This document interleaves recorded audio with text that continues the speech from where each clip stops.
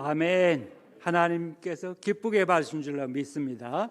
우리의 육체의 생명보다 나은 주님의 인자하심만 의지하는 오케스트라 대원들, 비대면 대면의 모든 성도들 되시기를 축원합니다. 브라질의 성자로 불렸던 미국 선교사 멜란드 부부가 계신데요. 그들은 브라질의 한 깊은 산골 마을에 들어가 평생을 사는 중에 4번이나 이름, 그 별명이 바뀌었다고 합니다. 처음에는 그곳 주민인 폴리오 인디언들이 그 부부를 백인 이렇게 불렀다고 그래요. 그 이름의 의미가 무엇입니까? 과거에 무기로 그들을 괴롭혔던 그 허다한 백인들에 대한 증오심에서 나온 명칭이겠죠. 그 후 멜란드 부부는 의료봉사를 했습니다. 주민들의 목숨을 구하고 질병을 치료하는 헌신적인 생활을 지속했습니다. 그랬더니 그 별명이 바뀌는데 이제는 존경하는 백인 이게 바뀌었습니다. 또 그 후에 멜란드 부부는 그곳 인디언의 언어를 열심히 배워서 10년 뒤에는 그들과 다름없는 언어를 구사하고요, 생활도 문화도 인디언의 풍습대로 했습니다. 그랬더니 이번에는 또 명칭이 바뀌는데 백인 인디언. 그 이후 어느 날 그들 부부가 부상당한 한 인디안 노인의 2발을 정성스럽게 씻어주고 있었습니다. 그것을 구경하던 인디언들은 아니, 우리가 과거에 우리의 발을 씻어주는 백인들을 본 일이 있었는가? 이 사람들은 하늘이 보내준 사람들이다 얘기했습니다. 그때부터 그들 부부는 그 인디언들에 의해서 하나님의 사람들 이렇게 이제 불리우게 됐다고 합니다. 성도 여러분, 여기서 우리가 깨닫는 점 중에 하나가 무엇일까요? 그것은 무엇이 도저히 그렇게 하나 될 수 없었던 그들의 관계가 그처럼 아름다운 관계로 달라질 수 있었는가 하는 사실입니다. 사실 그 껄끄러운 관계 아닙니까? 일평생 서로 만나고 싶지 않은 아주 불편한 관계 아닙니까? 근데 그들 가운데 단지 하나님의 말씀과 성령의 역사가 있었기에 그렇게 불편한 관계가 그렇게 참 설명할 수 없이 아름다운 관계로 변화되고 발전된 것을 보게 됩니다. 오늘 본문 전후에서 10장 전체를 살펴보면 그와 비슷한 이야기가 소개되고 있습니다. 생각해 보면 여기 10장에 등장하는 베드로, 고넬료, 여러분 아시는 대로 객관적으로 보면 불편하고 적대적이고 어색한 관계일 수밖에 없죠. 자, 왜 그렇습니까? 두 사람은, 한 사람은 유대인, 한 사람은 이방인, 그리고 한 사람은 피지배국 국민, 한 사람은 지배국 시민, 이렇게 관계가 되기 때문이죠. 즉 한 사람은 자기 민족 외에는 다 이방이라고 해서 사람 취급도 하지 않는 유대인입니다. 다른 사람은 피지배국 사람들을 노예 백성으로 하는 로마 시민이었기 때문입니다. 또 전자는 율신을 믿고 율법과 약속과 예배가 있는 백성입니다. 이 후자는 우상을 믿고 또 가이사 황제를 믿고, 그런데 율법은 그래서 없지만 권력과 이 세속법이 강한 백성이었기 때문입니다. 그리고 여러분, 베드로는 전직이 뭐예요? 앞에 직업이 어부죠. 그러나 지금은 전도자. 이 고넬료는 로마 제국의 파견 가이사라 파견 백부장이었기 때문입니다. 따라서 세속적으로는 베드로는 열등감을, 고넬료는 우월의식을 가질 수가 있었어요. 또 종교적으로는 베드로는 우월감을, 고넬료는 열등감을 가질 수 있는 상황이었습니다. 그래서 그 두 사람의 관계는 아주 불편하고 어색한, 조화될 수 없는 관계로 보입니다. 그래서 억지로 만나는 일은 물론 사양하겠고요, 우연한 조우도 싫어할 수밖에 없는 그러한 불편한 관계였습니다. 그런데 오늘 본문 전후로 보세요. 그런 긴장 관계일 수밖에 없는 그 두 사람의 관계가 정말 아름답고 화목한 관계로 이루어지는 것을 보게 됩니다. 그런데 물론 여기서 그들이 하나를 이룰 수 있었던 것은 전적으로 하나님의 은혜죠. 그리고 기본적으로 다음 4가지 공통점이 있어서 그러한 일이 가능하게 됐어요. 첫째 두 사람은 민족, 국적, 신분, 처지가 달랐지만 둘 다 하나님을 두려워하는 사람들이었어요. 두 번째, 그들은 기도하는 사람들이었습니다. 또 일정하게 기도 시간이 있는 사람들이었습니다. 또 세 번째, 그들은 동일한 기도 응답을 받은 사람이었습니다. 넷째, 그들은 동일한 또 현재적인 하나님의 지시에 전적으로 순종했습니다. 인간적으로는, 이성적으로는, 또 감성적으로는 순종할 수 없는 상황이거든요. 그러나 그 순종 안에서 하나가 되는 이런 불가능한 상황에서도 가능한 일이 일어나게 된 거죠. 한마디로 이 고넬료와 베드로, 이 두 사람은 인간적인 조건에서는 그래서 가장 불편한 관계에 있었지만 우리가 다 하나님 앞에 있나이다 하는 신전의식이 그 어색한 관계를 온전한 하나로 만들어 주었다는 것입니다. 이제는 그 내용 전말을 본문 전후를 통해서 고넬료 중심으로 살펴보면서 이 마지막 주일, 1월 마지막 주일에 교훈과 은혜와 결단을 나눌 수 있기를 바랍니다. 본문 앞 1절부터 8절까지 보면 기본적으로 고넬료가 어떠한 사람인가 소개가 되고 있습니다. 그는 유대 나라 가이사라에 파견된 로마 제국의 백부장이라고 우리가 이제 알고 있잖아요. 그런 중에 그곳에서 유대교를 통해 올바른 신 여호와 하나님을 만나고 믿게 되었습니다. 그럴 때 그는 항상 그 의식이 어떤 의식이냐면 나는 카이사 황제가 아닌 여호와 하나님의 면전에서 살아간다, 이런 의식을 가지고 살아가게 됩니다. 항상 기도합니다. 지역의 유대인들을 사랑하고 구제하고 돕습니다. 자, 그러면서 로마 제국 백부장 일을 감당합니다. 그런데 보세요. 거기 본문 앞에 3절로부터 6절을 보세요. 우리 시간으로 하면 오후 3시 기도 시간에 기도하다가 찾아온 천사를 만납니다. 하나님의 지시를 받게 됩니다. 그렇게 천사를 만나고 하나님 지시를 받은 다음부터는요 더 깊어졌어요. 뭐가? 더욱더 자기가 하나님 앞에서 살아감을 느끼는 거죠.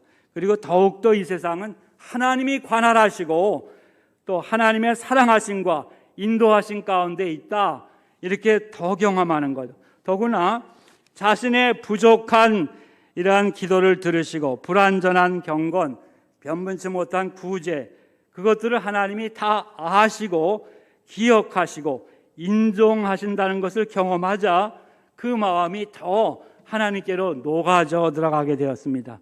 우리 오케스트라 대원들도 하나님이 다 보시고 하나님이 다 인정하심을 기억하며 사람이 뭐 이러고 저런다고 했다 안 했다 그러지 말고 꾸준히 감당하기를 바랍니다. 본문 앞 4절로부터 8절 내용을 요약하면 이런 얘기입니다. 너는 지금 당장 사람들을 요바에 보내어 무드장이 시몬의 집에 유숙하고 있는 유대인 베드로를 너희 집으로 초청해라. 그래서 그가 전하는 하나님의 말씀 듣도록 해라. 그럴 때 고넬료가 어떻게 했어요? 천사를 통한 그 하나님의 지시에 일체의 토를 달지 않았어요. 그대로 순종하는 것을 봅니다. 그리고 이제는 이 본문 24절부터 25절을 보시기 바랍니다. 한번 다 같이 24절, 25절을 우리 읽어볼까요? 시작. 전날 가이사라에 들어가니 고넬료가 그의 친척과 가까운 친구들을 모아 기다리니 마침 베드로 들어올 때 고넬료가 맞아 발 앞에 엎드려 절하니. 하나님께 절대 순종하는 모습, 경외하는 모습이 이렇게 나타나는 거라고 봅니다.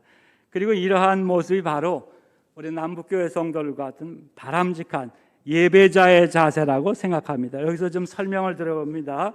고넬료가 하나님의 지시를 받고 따를 때 마음이 어땠을까? 이 귀한 하나님의 사자가 천하고 누추한 우리 가정에 오시는데 나 혼자 맞이할 수는 없다라고 생각합니다.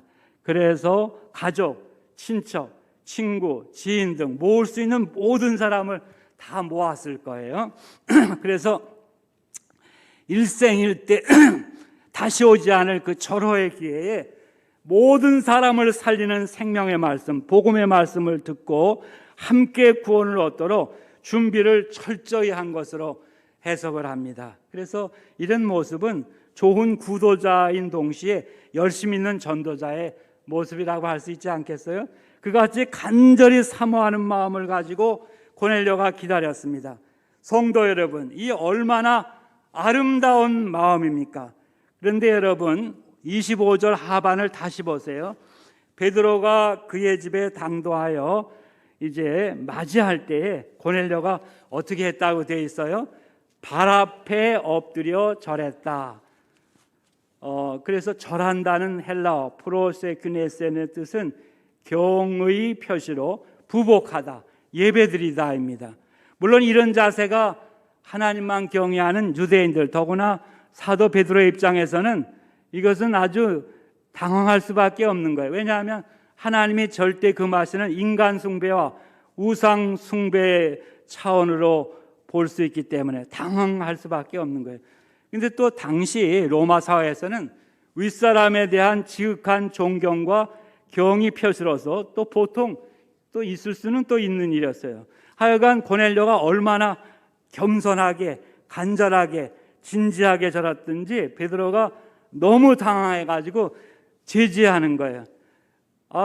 부활 승천 이전에는 자기가 특별한 제자다, 우월감에 빠져 산 베드로 아니었습니까? 근데 이제 성령 받은 다음에 달라졌는데 이때 더 놀래가지고 베드로마저 그 순간에 황급히 만류하면서 이렇게 말하는 거예요. 26절 보세요. 일어서라, 나도 사람이라. 우리나라식으로 하면 일어서세요, 저도 인간입니다, 일어서세요, 이러지 마세요.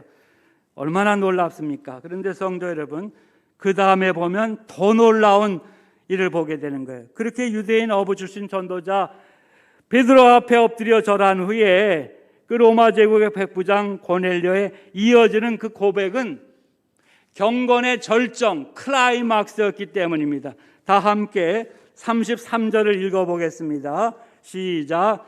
내가 곧 당신에게 사람을 보내었는데 오셨으니 잘하였나이다. 이제 우리는 주께서 당신에게 명하신 모든 것을 듣고자 하여 다 하나님 앞에 있나이다. 아멘. 이 가면 갈수록 정말 깊은 신앙이 나타나는데 마지막에는 다 하나님 앞에 있나이다. 하나님 앞에서, 라틴어로는 코람 데오라고 하는데 이게 무슨 뜻입니까? 내가 지금 눈으로는 사람을 보면서도 마음으로는, 영으로는 하나님을 뵙는 시간입니다. 즉 내가 지금 외적으로는 사람을 만나지만 영으로는 하나님을 만나고 있습니다, 이런 뜻입니다. 이 은혜가 이 시간 여러분들에게 있으시길 바랍니다. 무엇을 의미하나요? 이때 고넬료는 베드로의 인종, 민족, 국적, 전직, 인맥, 나이, 학력, 외모 등 일체 알 바가 아니었습니다. 다만 하나님께서 지금 나 자신과 또 일족과 지인들에게 꼭 들려주시는 말씀이 있어서 그 말씀을 들고 온 이곳에 온 하나님의 사자요, 대사요, 존귀한 사신이다, 이 마음밖에 없었던 거예요. 그 이상도 이하도 아니었습니다. 그래서 그때 베드로는 베드로 앞에 그처럼 경건하고 겸손하고 간절함을 가지고 맞이하게 되었던 겁니다. 그러한 관계를 신학적 용어로는 카리스마적 관계라고 말하기도 합니다.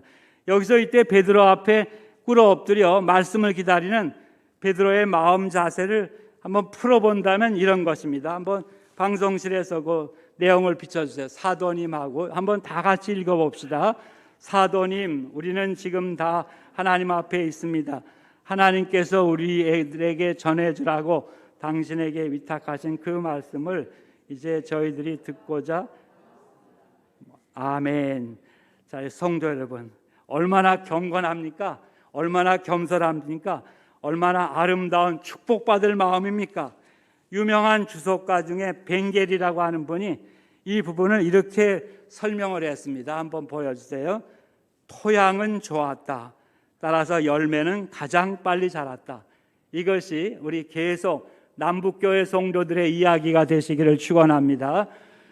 예배 때마다 이러한 옥토 같은 마음을 가지고 기다림으로 날마다 늘 생명력 있는 말씀 소통의 역사, 성령 충만의 역사가 여러분들에게 일어나기를 축원합니다. 저는 소위 모태교인 중에 한 사람이라 못하는 게 많아요. 할 줄 모르는 게 너무 많아요. 모태교인이 75년간 기독교 문화 영향권에서 살아왔습니다. 그러나 사실 군 입대하여 훈련소에 들어가기까지는 예수님을 영접하지를 못했습니다. 그러다가 1969년 4월 입대할 때 모 교회인 경동제일교회 고봉륜 담임 목사님께서 기념으로 주신 시편이 있는 포켓 성경, 신약 포켓 성경을 읽다가 호련히 거듭남을 체험했습니다. 예수님을 영접했습니다. 나아가 부르심까지 경험하였습니다. 그것이 계기가 되어 오늘 여기까지 제가 오게 되었습니다. 자, 그때 이제 하나님께서 저를 이끄시는 도구가 되었던 포켓 성경, 잃어버려 가지고 얼마나 안타까운지 모릅니다. 나중에 그 성경 대신에 지금 제가 가지고 나온 영어 포켓 성경을 입수했습니다. 가다금 그때를 떠올리며 처음 사랑을 다시 기억하곤 합니다. 물론 그날 이후 53년간 세월 제가 돌아볼 때도 너무 부끄러운 거예요. 하나님 앞에. 오늘 아침에도 부끄러운 거예요. 휘청거리는 때도 많았어요. 그러나 그래도 이 작은 포켓 성경 속에 담긴 생명의 말씀이 나와 모든 사람을 살린다는 사실만은 확신하고 있고 깊어지고 있고 또 여러분에게 이 시간에도 간증할 수 있습니다. 아까 부른 찬송가 200장 2절에 나오잖아요.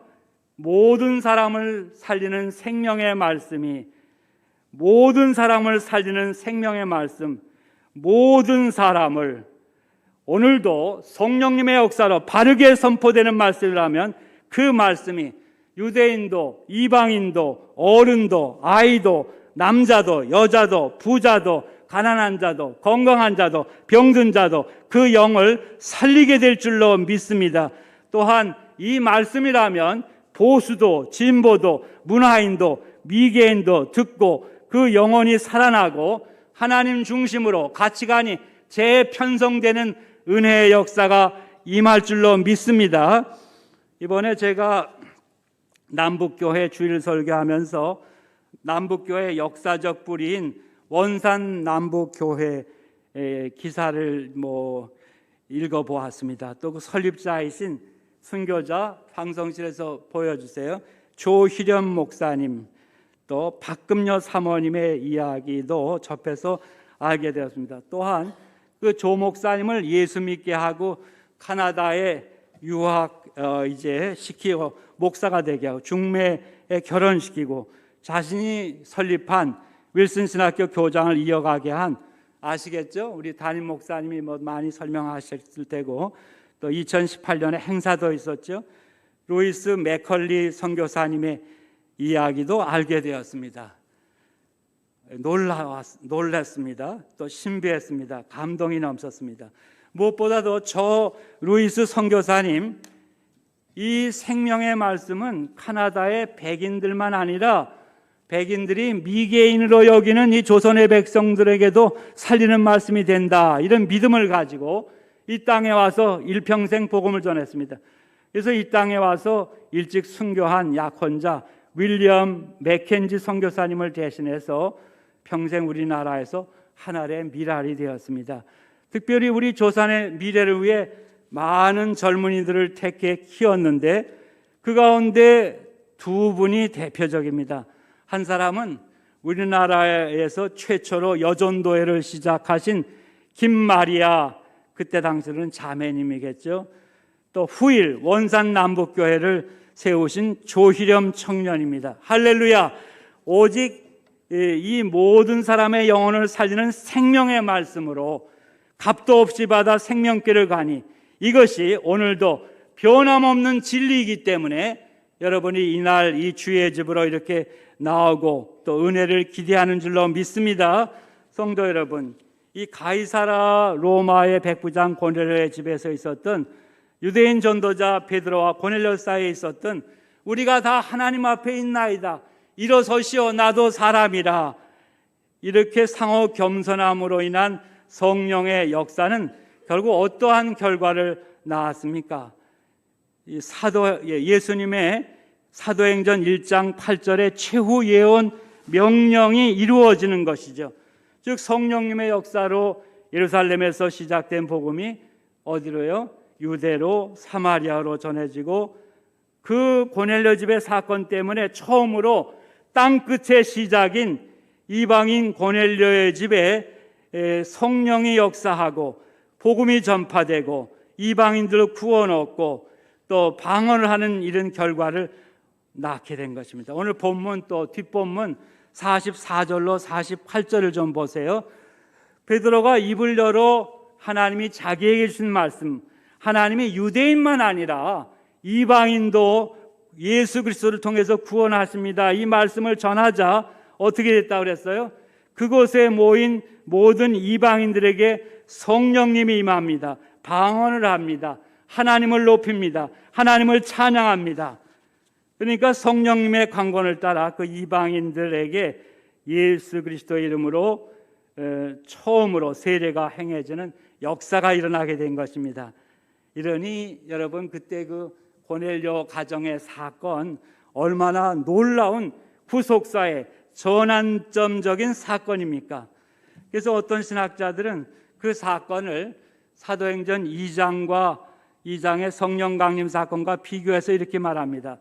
전자가 유대인의 오순절, 예루살렘의 오순절이라고 한다면 10장의 사건은 이방인의 오순절, 가이사라의 오순절이라고 부를 수 있다. 얼마나 놀랍습니까? 그런데 여러분, 이제는 제가 여러분들 피부에 구체적으로 와서 닿는 더 놀라운 사건을 소개하고자 합니다. 옆에 분들 쓰러지지 않도록 좀 부축 좀 하세요. 자, 2000년 전에 이 가이사라의 오순절 사건으로 거두절미합니다. 68년 전에는 이곳 창신동 낙산 자락에 남북교회가 탄생하게 되었습니다. 할렐루야! 즉 2000년 전에 그 이방인의 오순절 사건 때문에 68년 전에는 북한 공산당의 탄압을 피해 월남한 원산 남북교회 일부 성도들에 의해서, 기억해 두세요, 1954년 4월 4일에 이곳에 남북교회가 세워지게 되었습니다.